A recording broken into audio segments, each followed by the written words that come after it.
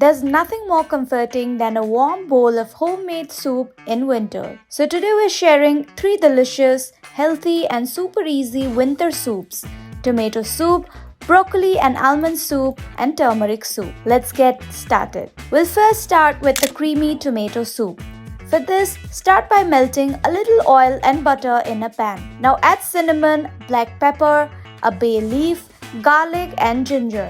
Now once it's aromatic, now add the cubed tomatoes. Season with salt and pepper and add water and let it all boil for 10 minutes. Now remove from heat, blend into a smooth puree and then transfer it back to the pan. Now whisk in cream if you like and adjust your seasoning. And now serve it hot, simple, classic and comforting.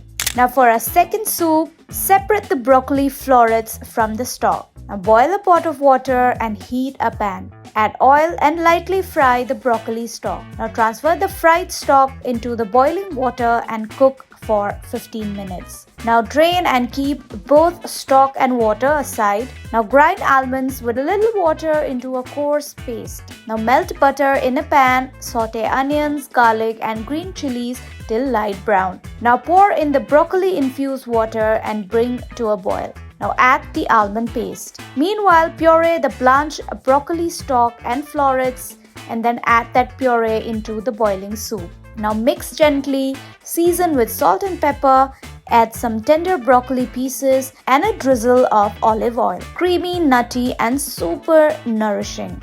Now for the final soup, the immunity boosting turmeric soup. For this, boil water with grated ginger, grated turmeric, spices and salt.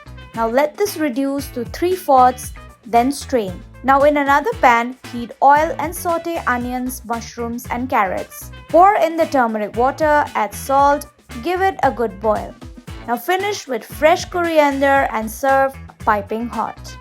Natural, soothing and perfect for immunity. And that's it.